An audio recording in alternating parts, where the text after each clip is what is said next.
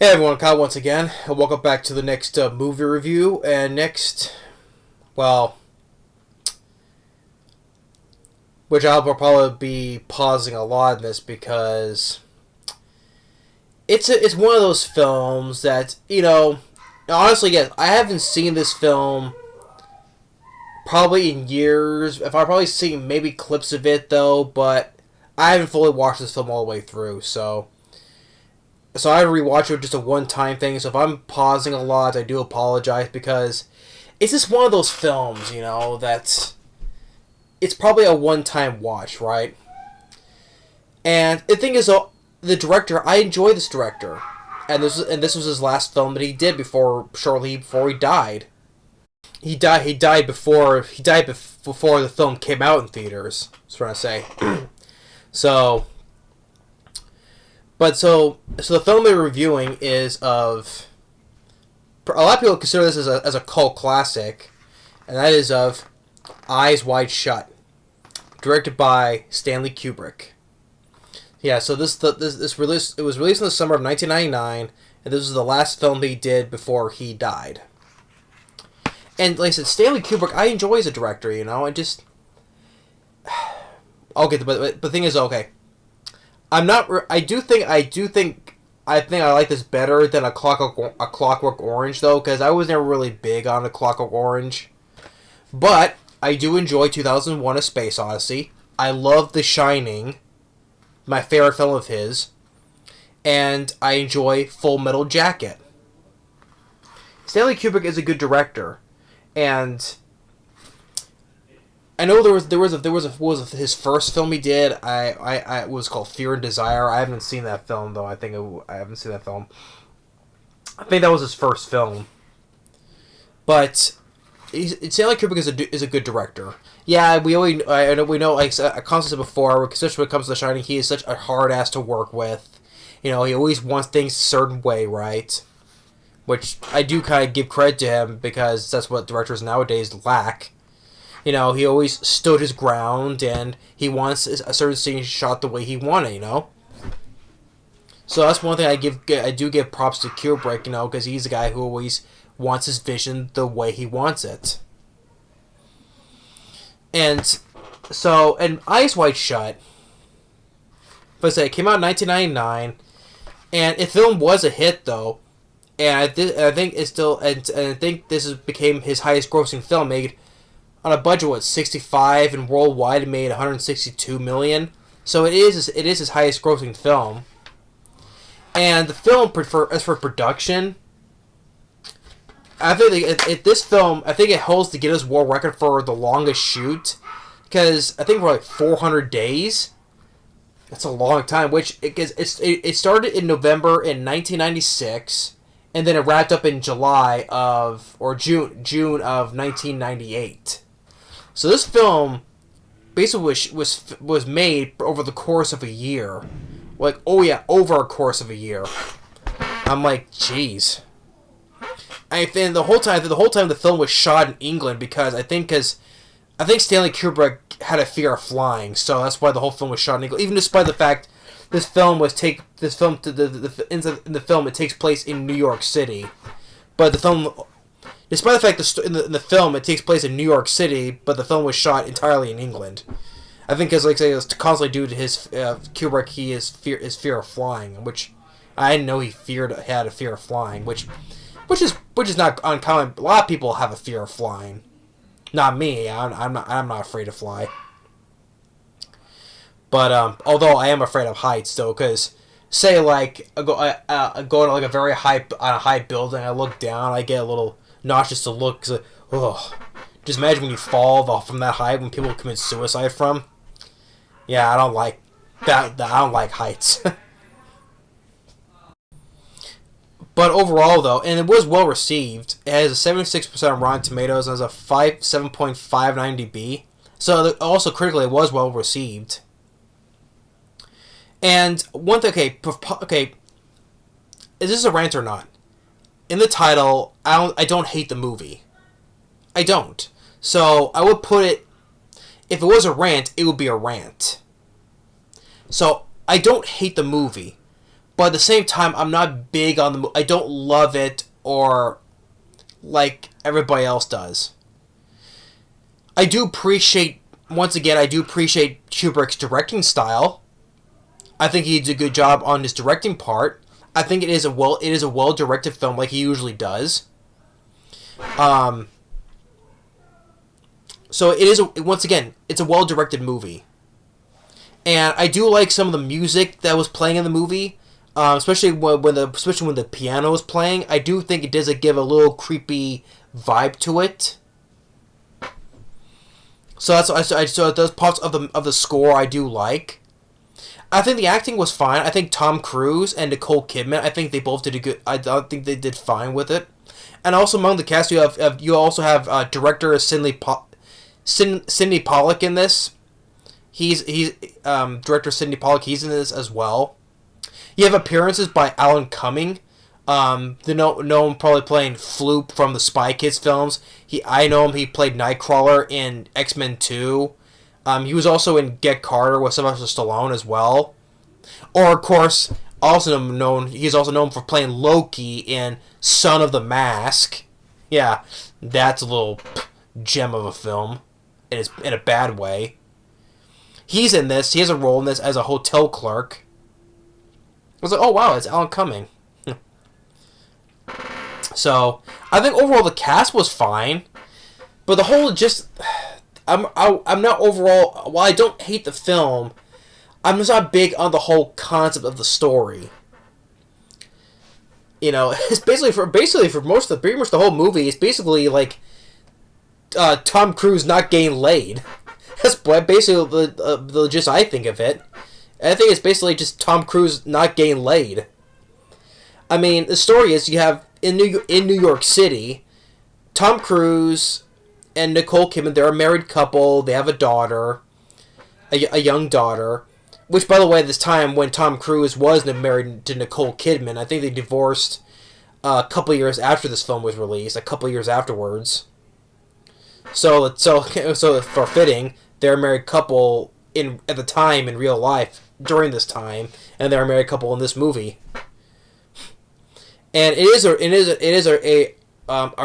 one thing that people know about this film. It's an erotic movie because you do see Nicole Kidman naked quite a bit in this film. But Tom Cruise, he's a doctor, and Nicole Kidman, it's time to work more because both of them are kind of like things about their marriage. You know, like they're always kind of thinking about other people, right? You know, trying to give in to temptations. You know, like Nicole Kidman tells Tom Cruise with this dream that she had, these dreams that she has, right? But of course, the thing that because she also had like an affair with a naval guy like a year ago, and this whole thing with Tom Cruise, like with this patient, like this patient's father died, and the patient's trying to come on to Tom Cruise. It's like funny thing is really enough. Like everywhere Tom Cruise goes, like everybody is a perverted creep, you know, like especially the women. Oh, you do me, or like especially with this hooker and with this patient, and then like everywhere he goes, everyone's a pervert. I'm like, and you think like, is Tom Cruise gonna get laid with this person or this person? No. And then he talks with Cindy Pollack, and then and I think what leads to another with this. I mean, everyone knows about the famous scene where Tom Cruise, where he gets this costume and the mask, right? And it's a secret place where there's this secret society where they do. I think it's rich people. I think doing secret orgies. If you want to put it bluntly, it's a secret society that does this stuff, right? And because wondering what going on with his wife Nicole Kidman, and that's the famous. But that's people know is this famous scene, and this time still, and Tom Cruise gets caught, and he gets caught up in this. You know, tell him not to come back because even tells him, hey, don't come back. You know, and what else? the cause of pausing. Like I said before, I do apologize because there is like other stuff that's involved. I'm like with the hooker and then the other patient. Like, oh, there's this guy. I think it's a guy whose daughter's involved, and his daughter allows his daughter to get involved with this constant stuff, and then he does it with his own daughter. I think with Tom Cruise watching. I don't know. This is what I mean. This is why the film is a one-time watch for me. I mean, no disrespect to Stanley Kubrick, though. It is a well-directed movie, like he usually does. Like I said, I give props to. It's a well-directed film. That's the problem, though. It's just the whole concept of the story. I'm not really big into, though. But the legit of it is like Tom Cruise not getting laid, you know. Basically, I get from it. I mean, the guy the guy does with his own daughter. He pimps out his own daughter, I would say. The whole thing with the hooker, and then like with Sidney Pollack spews some bullcrap story. Tom Cruise is not buying into it. Talks with the hotel clerk played by Alan Cumming, saying, "Oh, we're seeing this girl. Where's she been to?" I guess she kind of OD'd, I think I said. Then she goes and sees her in the morgue. And the whole thing with Nicole Kidman, about she always constantly talks about these dreams that she has, these wet dreams, you can say. And then you can probably say, "Oh, hey, you see Nicole Kidman naked? Okay, fine to look at, you could say." But I'm like, everywhere Tom Cruise goes, everyone's a perverted creep. And I know I'm jumping all over the place, but it's like it's a film you have to watch for yourself to get the whole legit of the story is. So, I mean, I know I'm jumping all over the place, but just like I say, it's a one-time watch for me. That's why the film was kind of leaving my brain, because I was kind of turning my brain off because I'm not really fully invested into the whole concept of the story the contents, I would say. But But the thing is, I do appreciate Kubrick's his ambition, his vision, how he does stuff. You know, I think even before Sidney Pollack was cast in this, I think originally it was Harvey Keitel, but I think because he left because we know how, like I said, we know how much of a hard ass Stanley Kubrick is when it comes to shooting scenes, right? Like especially with The Shining and how he's constantly shooting things over and over again. I think Harvey Keitel couldn't. I think he got fed up about it and he left. I'm like, if people at this time know about Stanley Kubrick, how the way he films stuff, right? They should know that going in when you're gonna film a movie with Stanley Kubrick, you know how much he always constantly has to have things shot perfectly. I mean, Harvey Keitel. I mean, yeah, I do prefer Harvey Keitel over Sidney Pollack, though. I think he would have been a better choice, though. But I do think Stanley Pollack did fine for his role, though. But Harvey Keitel should know what he's getting into when working with Stanley Kubrick, or people know about how the way his mind works. So, but I think he should have put up with it because you know how he is. Well, people should know how Stanley Kubrick knows his. I mean, look at Shelley Duvall, how the way she put up with him during The Shining, you know. People should know about that. So, but personally, I think Harvey Keitel would have been a better choice. But I think Sidney Pollack did fine for his role for what he had to do. So, overall, and then after this whole controversy, I think with Tom Cruise, you know, I'm like, overall, he does apologize to his wife. Did Nicole Kidman ever apologize to him? I don't remember though, but it ends with them because it is Christmas. This takes place around Christmas time, by the way.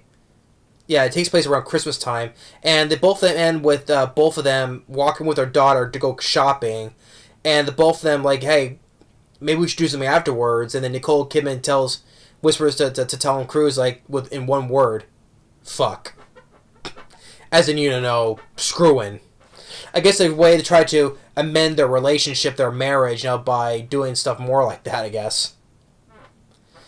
But yeah, so overall, yeah, Eyes Wide Shut it is a one-time watch for me, but just for the sake of, because I enjoy Stanley Kubrick as a director, and I do positives.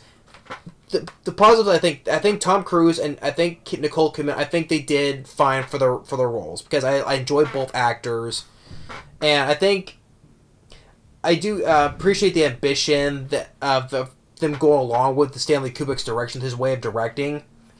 I think the score, it was fine, because especially the way the little piano music was playing, I think gave a bit of a creepy vibe that fits the film, especially when it comes to the whole famous secret ritual scene, right? The scene right here, I think it fits the scene well.